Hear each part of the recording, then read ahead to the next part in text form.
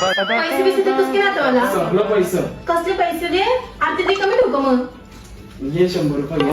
एवढं सहज अजून येते संपलं पैशाचं आता पाय आणि पडू. ती कॅडबरी आली घे कॅडबरी घे बाबा जा 20 रुपयाची.